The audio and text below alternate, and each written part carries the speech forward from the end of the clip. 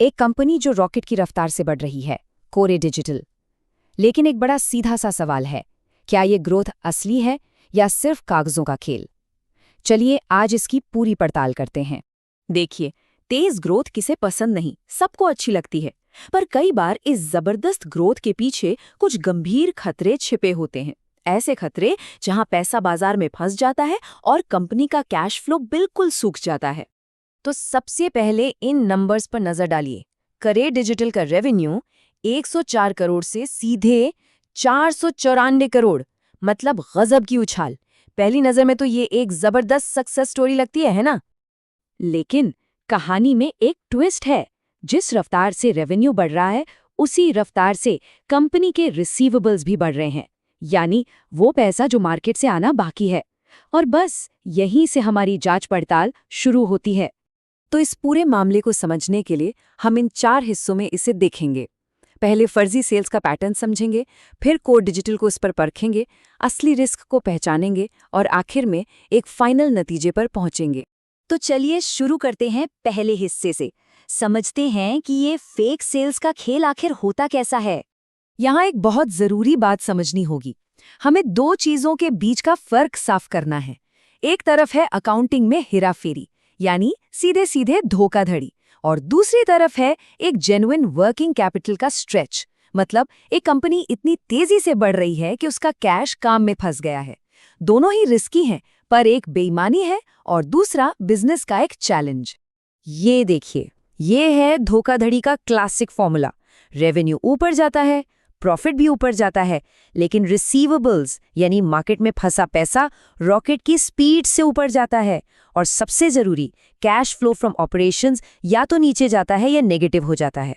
मतलब सारा मुनाफा सिर्फ कागजों पर है, कंपनी के बैंक अकाउंट में कैश नहीं आ रहा। तो ये रही हमारी फोरेंसिक चेकलिस्ट। ये 5 खतरे के संकेत हैं। अब हम एक एक करके इन्हीं संकेतों के आधार पर कोर डिजिटल की जांच करेंगे।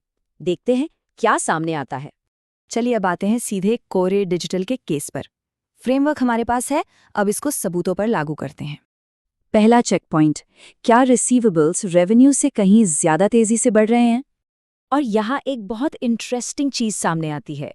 रिसीवेबल डेज यानी पैसा वसूलने में लगने वाला टाइम 156 दिन से बढ़कर लगभग 165 दिन हुआ है। ये अहम है क्योंकि ये एक मामूली बढ़त है, कोई ब्लास्ट नहीं हुआ है। अगर ये नंबर 300 या 400 दिन हो जाता तो ये खतरे की घंटी होती, लेकिन यहाँ ऐसा नहीं है। अच्छा, अब आते हैं सबसे क्रिटिकल सवाल पर। Check point number 2, cash flow का क्या हाल है?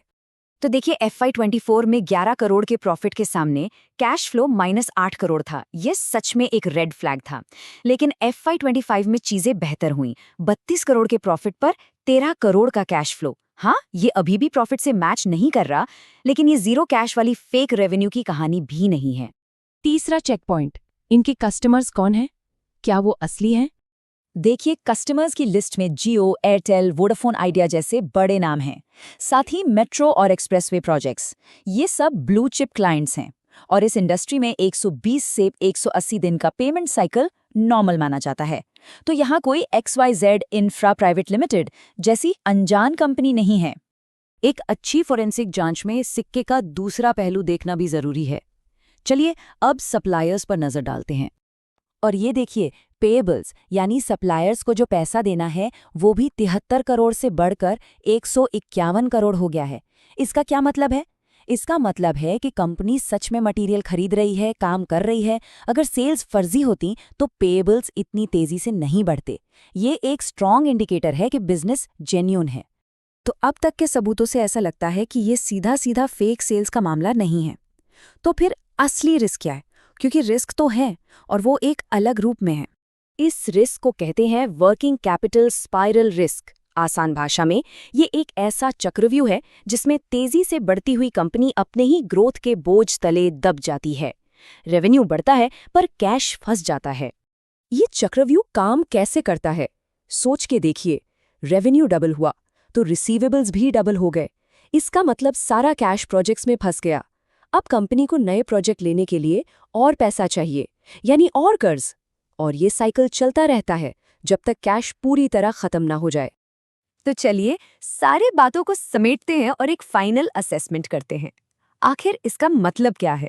देखिए, साफ बात यह है कि अभी का डेटा फेक सेल्स नहीं चिल्ला रहा, लेकिन ये दो चीजें जरूर चिल्ला रहा है।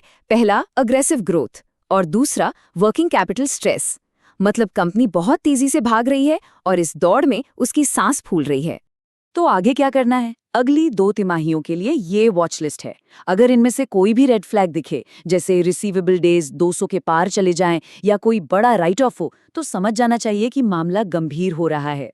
तो आखिरी सवाल ये है, क्या ये आक्रामक ग्रोथ एक हाई वायर एक्ट है, एक पतली सी रस्सी पर चलने जैसा? अभी तक तो बैलेंस बना हुआ है, लेकिन असली कहानी तो आने वाले क्वार्टर्स ही बताएंगे।